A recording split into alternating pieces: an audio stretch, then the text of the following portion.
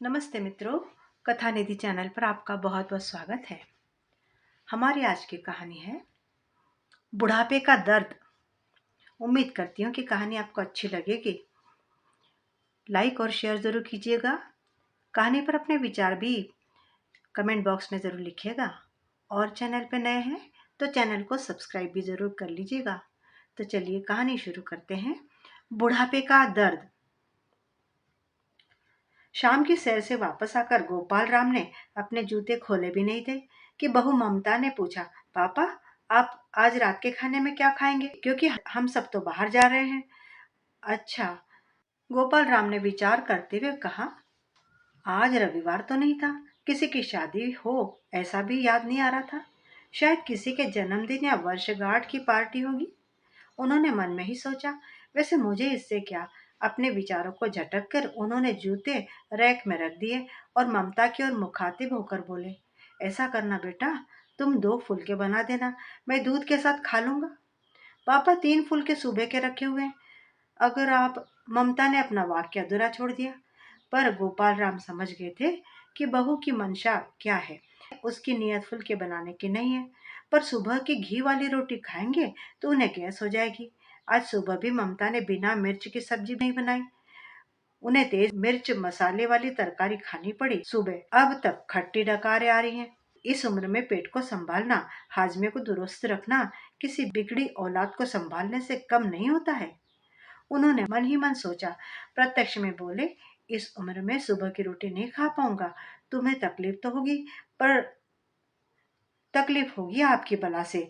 कहेंगे मीठा मीठा, पर चाहिए ताजा ताजा। अब 2 बनाओ कि 10 बनाओ, काम तो उतना ही फैल जाएगा। आटा लगाओ, रोटी बनाओ, स्लैब साफ करो, दिन रात करते रहो इनकी चाकरी। बहू भुन बनाते हुए उठ गई। गोपाल राम के कानों में मानो किसी ने पिघला हुआ शीशा डाल दिया हो। तौबा तौबा, 2 रोटी बनाने में इतनी तकलीफ। मैंने कौन से 32 भोजन 33 तरकारी मांग ली। हद है। भाई उन्हें तेज गुस्सा आ गया, पर पी गए। गुस्सा भी तो वहीं पर किया जाता है जहां कोई सुनने वाला हो। आजकल गोपाल राम का गुस्सा जितनी तेजी से आता है उतनी तेजी से छूमंतर हो जाता है। पर शांत होते गुस्से के साथ मीरा की याद तेजी से आई और चिपक गई गलबहिया डालकर। याद नहीं मीरा के रहते उन्होंने कभी बासी रोटी खाई हो। रोटी के साथ तरकारी के अलावा 10 चीजें और धर देती थी वो। मिठाई, नमकीन, पापड़, अचार, दही, छाछ, जाने क्या क्या। पर आज सोचकर उन्हें चक्कर आने लगे। बहू रहने दो, मैं सुबह की रोटी खा लूंगा, तुम्हें बेकार परेशानी होगी। मेरी वजह से जाने में लेट ना हो जाओ। वैसे भी तुम्हारे हाथों की रोटी तो मुलायम ही होती है, चल जाएगी। ममता को तो मानो मन मांगी मुराद मिल गई। अपनी आवाज को मुलायम बनाते हुए बोली, आपको चाय पीनी है पिताजी? कोई खास तलब तो नहीं है ममता, अपने लिए बनाओ तो मेरे लिए भी बना देना, वरना रहने दो। गोपाल राम ने अपनी तलब को जबरदस्ती दबाते हुए कहा, इस उम्र में अपनी इच्छाओं को दबा देना ही श्रेयस्कर होता है। अपने आप को समझाने में लगे थे वे।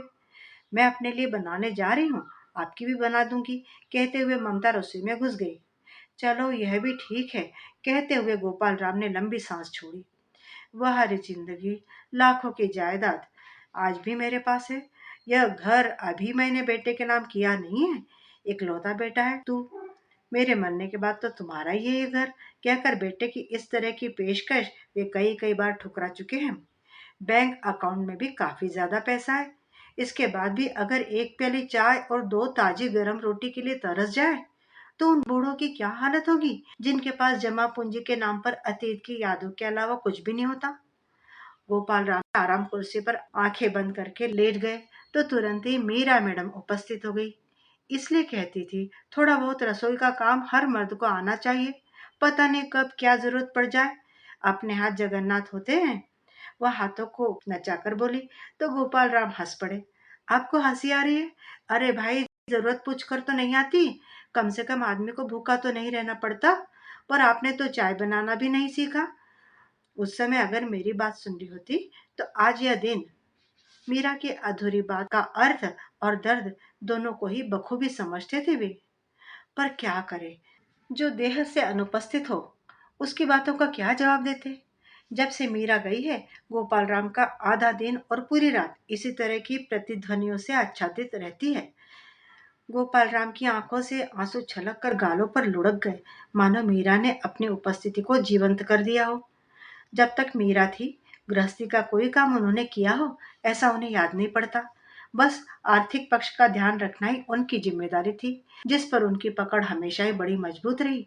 उनके कपड़े के व्यापार ने सदैव उनका साथ दिया, जिसकी बदौलत घर बनना, बच्चों की पढ़ाई, शादियां सब आराम से संपन्न हो गया और जरूरत भर का पैसा आज भी हाथों में है। यूं मीरा के हाथों में अच्छी बरकत थी। फिजूल खर्ची तो नाम मात्र भी नहीं थी।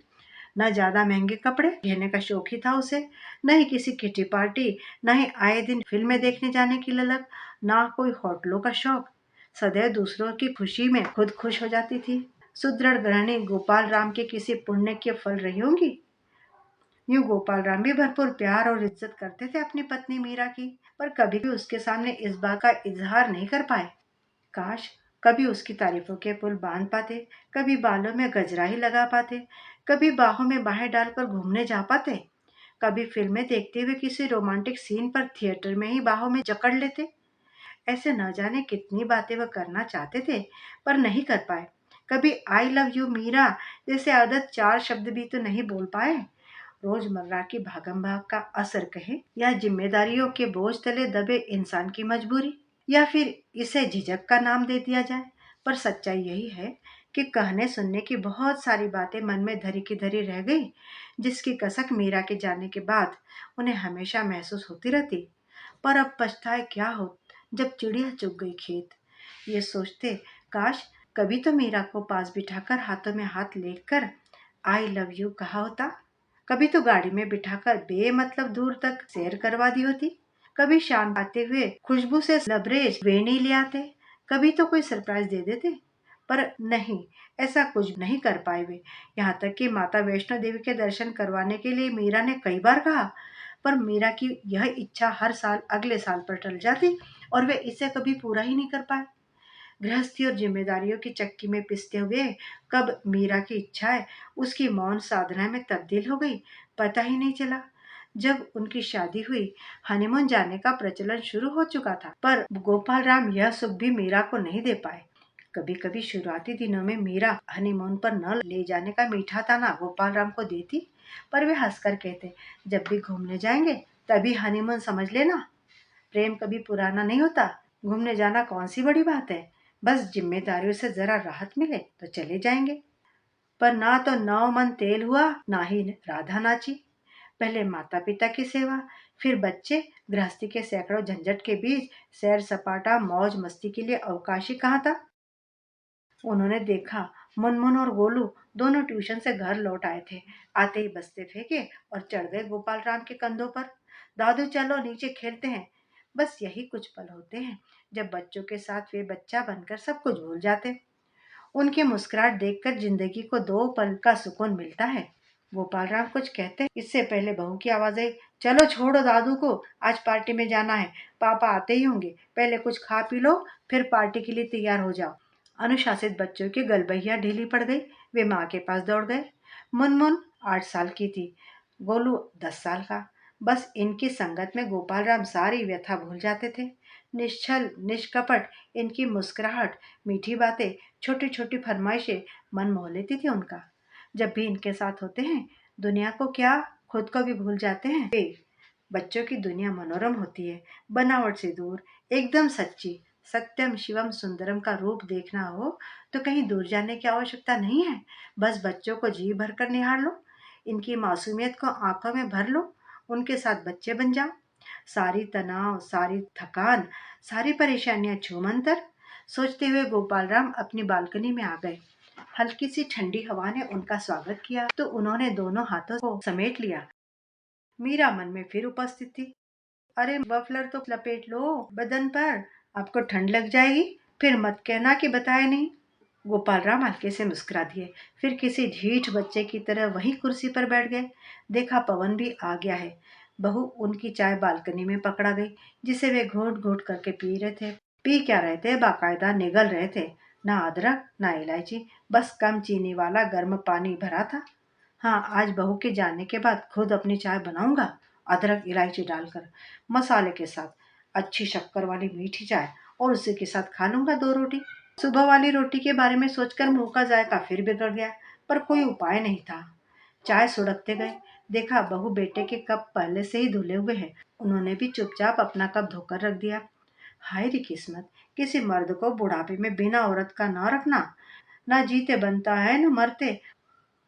वो अपनी राम राम लिखने वाली पुस्तक उठाकर फिर बालकनी में आकर बैठ गए। हवा में ठंडक और बढ़ गई थी। सब पंछी अपनी अपनी नीड की ओर लौट रहे थे।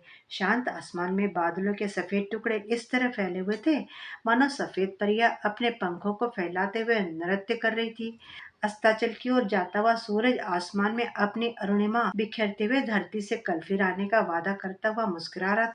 यह सब देखने और महसूस करने के क्रम में उनकी नजर बालकनी के मुंडेर पर रखी हुई तुलसी पर पड़ी तो लगा झरझर झरते तुलसी के मुरझाए पत्ते अपनी दुर्दशा की शिकायत सीधे सीधे गोपाल राम से कर रहे थे।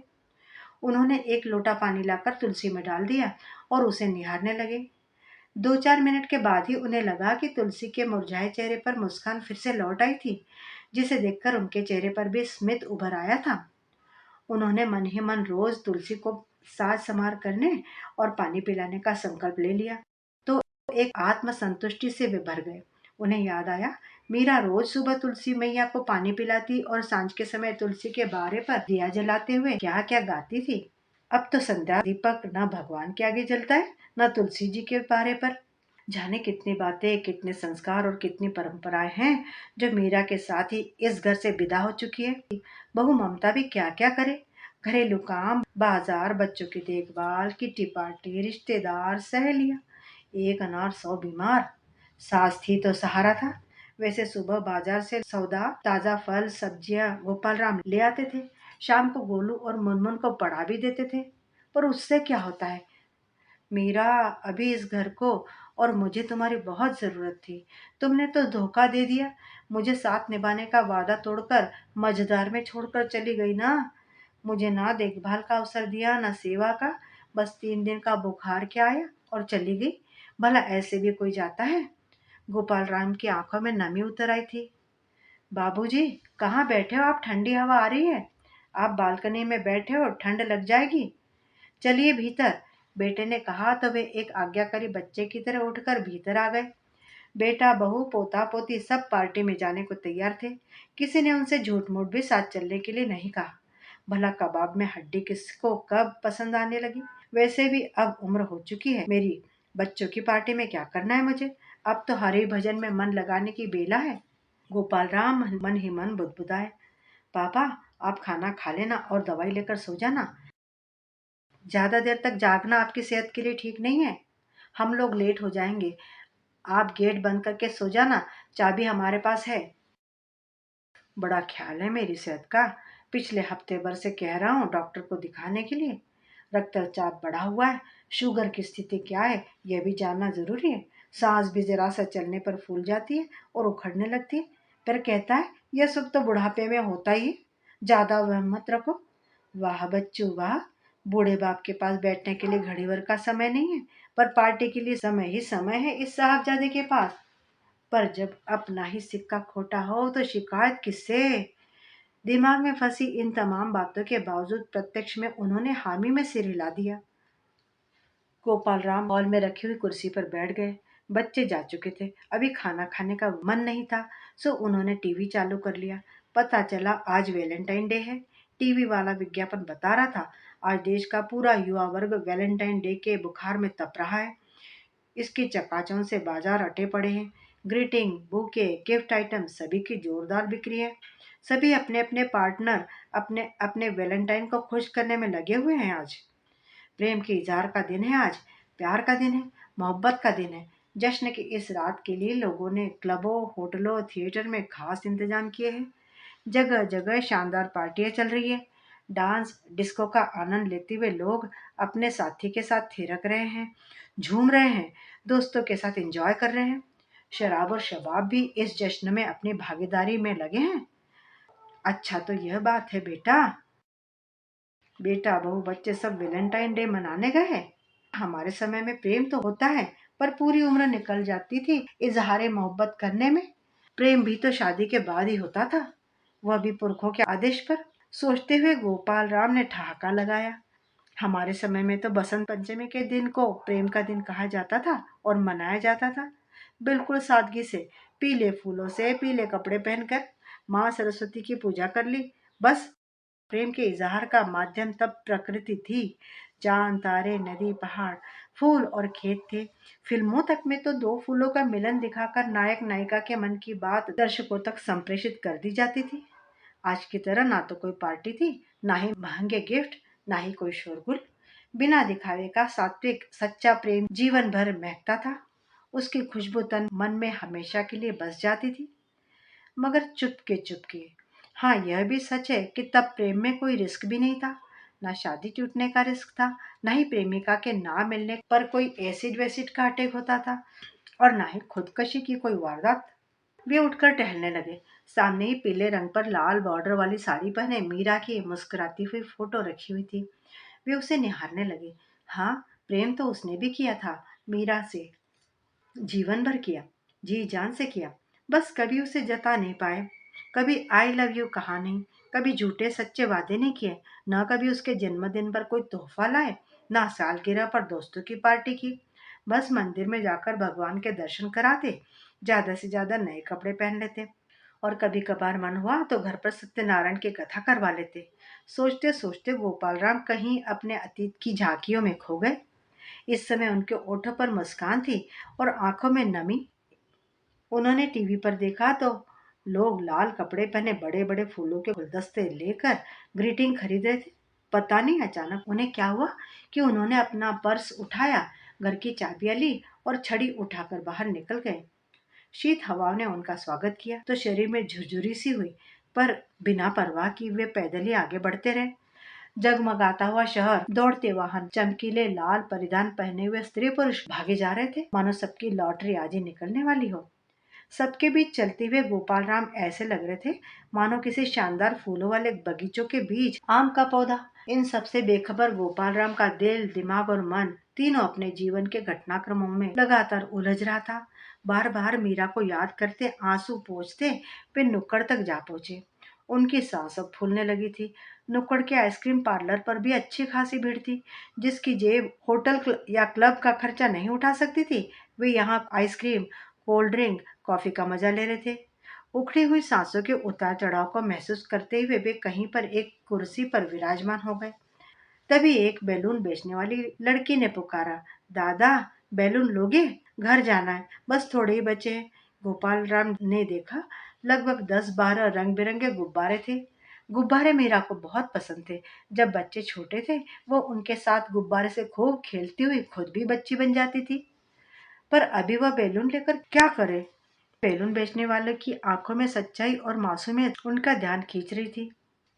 मीरा जब भी बाहर निकलती 2-4 रुपए की रेजगारी जरूर लेकर निकलती थी, जो वह जरूरतमंदों में बांट देती थी। कभी कभी वो टोकते तो हंस कर कहती, भगवान का शुक्र है कि हमें लेने वालों की नहीं देने वालों की कतार में रखा है। 1-2 रुपए के बदले आपको लाखों की दुआएं मिलती है, फिर इतना सा बचाकर हम कोई महल तो खड़ा नहीं कर पाएंगे। गोपाल राम ने उस लड़की को पूरे 100 रुपए दिए और सारे बैलून खरीद लिए। लड़की प्रसन्नता से उनको देखते हुए बैलून देकर चली गई, पर जाते जाते भी 3-4 बार मुड़कर पीछे देखती रही। गोपाल राम हाथों में पकड़े रंग बिरंगे बैलून निहार रहे थे। आंखों से टप टप आंसू बह रहे थे। अचानक जाने उन्हें क्या हुआ, उन्होंने आंसू पोंछे और बीच सड़क पर आ गए। बैलून हवा में उड़ाते हुए जोर से चिल्लाए, Meera, I love you, I love you, I love you. कहते कहते उनकी सांसें तेजी से फूलने लगी। आसपास खड़े हुए लोग जब तक कुछ समझते उन्हें थामते, वे लड़खड़ा गए। सांस बेकाबू हो गई और वे धड़म से सड़क पर गिर पड़े। मुंह से शब्द फूट रहे थे, आय, आय, आय। लोगों को समझ में नहीं आ रहा था कि क्या हुआ, कैसे हुआ, कौन है यह शख्स। जितने लोग उतनी बातें हवा में तैर रही थी, पर सबसे बेखबर गोपाल राम मोह माया की इस दुनिया से पलायन कर चुके थे। उन्हें बहुत जल्दी थी अपनी मीरा के पास जाकर उसे आई लव यू बोलने की। मित्रों, अभी आप सुन रहे थे कहानी बुढ़ापे का दर्द। उम्मीद करती हूँ कि आपको कहानी अच्छी लगी होगी। लाइक और शेयर ज़रूर कीजिएगा। कहानी पर अपनी राय भी ज़रूर कमेंट बॉक्स में लिखिएगा। और चैनल पर नए हैं तो चैनल को सब्सक्राइब ज़रूर कर लीजिएगा। कहानी सुनने के लिए धन्यवाद। आपका दिन शुभ।